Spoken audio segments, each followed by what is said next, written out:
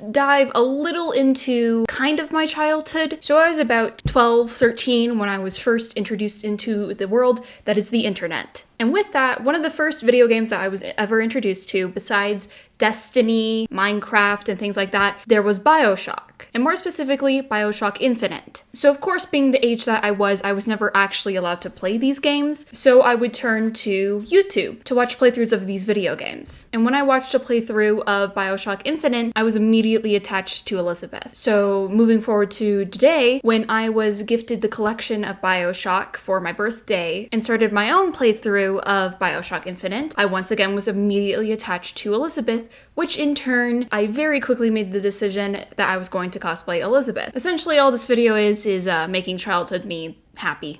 And that is why I created Elizabeth's tower dress. And alongside that, we're going to be making some props, which, if you looked at the title, is what we're doing in today's video. This video will be split into 2 different parts for each prop. These props are little enough to where I had to combine them instead of giving them their own video. But also, one quick reminder before we actually hop into the video, if you want to see how I actually created her outfit, please go check out my Instagram. I have a highlight all about it. But if you have any questions, of course, feel free to put them in the comments and I will get back to you as soon as I can.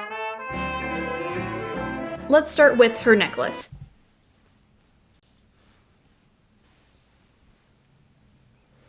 My hair's just gonna be weird for this video, apparently. So at first, with the necklace, I was originally just going to buy it off of Etsy, just because it was easier, but then when thinking about it again, I was like, yeah, I can make that. And then I remembered I own a Cricut machine, so that's what I ended up doing. So the entirety of the charm is made out of foam, and it is split into 3 different parts and 2 layers. We have Layer 1, or Part 1, which is just the base, which is essentially just an oval, and will act as the backing. The second piece, which you'll see turn from a design into just a hollow oval, I guess, is the outer rim of the charm, and then we have the actual charm piece, which is the cage or the bird. So like I mentioned earlier, I wanted to give the outer ridge a really cool design, and I originally had come up with this design, but when I actually went to go cut it out with a Cricut, I very quickly realized that wasn't possible with the material that I was using. So I scrapped that idea and just went with a more simplistic design, which is just a hollowed out rectangle, oval,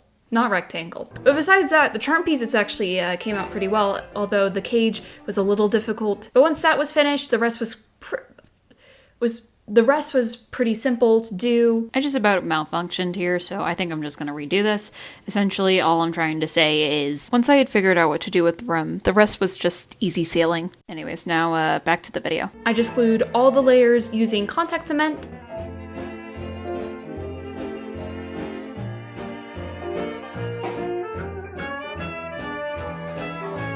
I tried to heat seal them, but apparently the foam that I was using apparently doesn't take heat too well.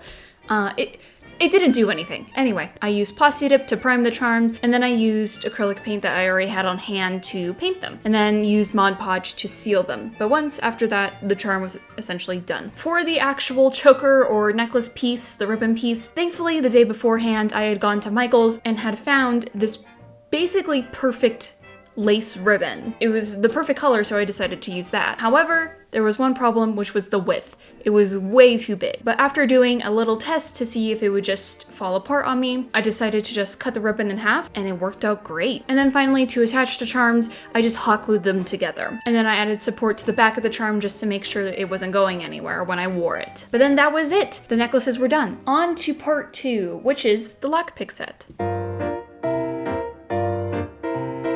So if you follow me on Instagram or just have been around for a while, I really like to have props when I do cosplay photo shoots. Like,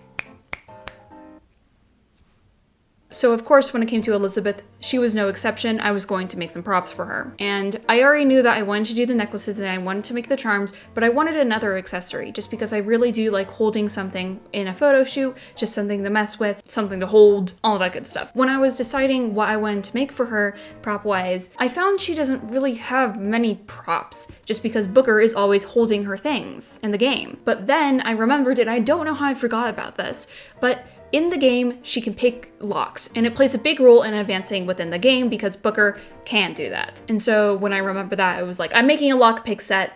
That's it. I want a lockpick set. I'm making it. so I made it. I would have made the air grabber. I'm a perfectionist, I'm an overachiever. I would have wanted to make that thing move like it does in the game. On the other hand, I am also not an engineer. I am a simple cosplayer, so that idea was very quickly scrapped. Anyway, I needed to come up with a plan for how I was going to make the actual lockpicks, just because they're very thin and I didn't know what to do. I came up with a couple ideas, but in the end, by far the most easiest idea that I had was hot gluing a bobby pin and a wooden dowel together.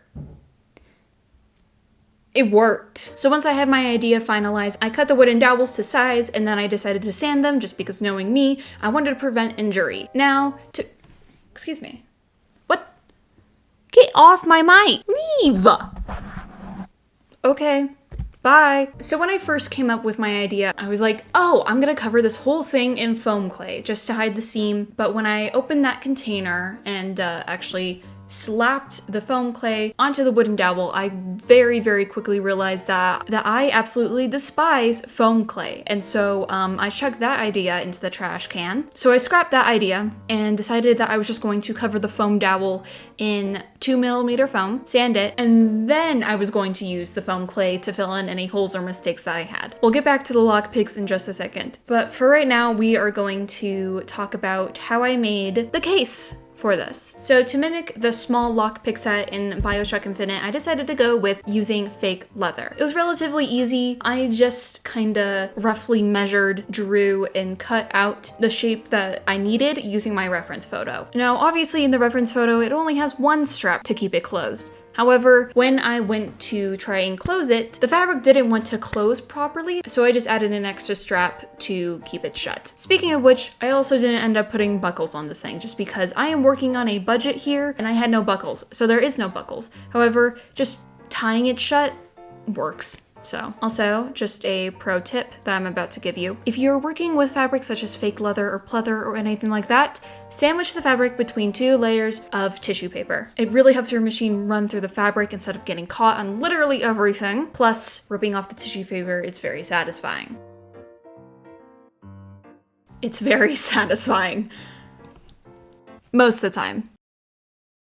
And then with that, the case was done! Now let's get back to the actual lockpicks. So I did end up using the foam clay just to fill in some holes, so I had to let that foam clay sit overnight to dry. But once I was done, I simply went over them with just a layer of Plasti Dip, and then went over with a metallic bronzish color. And then those were finished as well, and then I could live happily.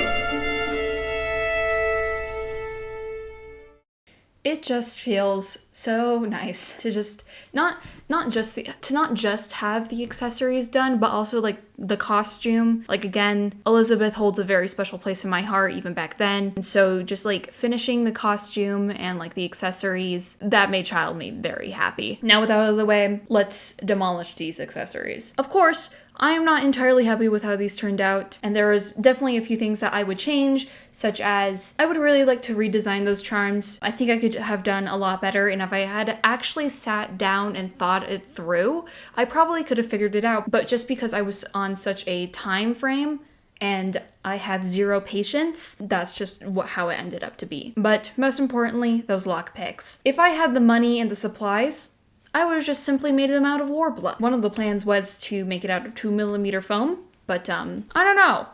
I think it doesn't work I don't think it's, sturdy enough to be a lockpick, but the lockpicks that I made, it works, and I don't plan on picking any locks anytime soon.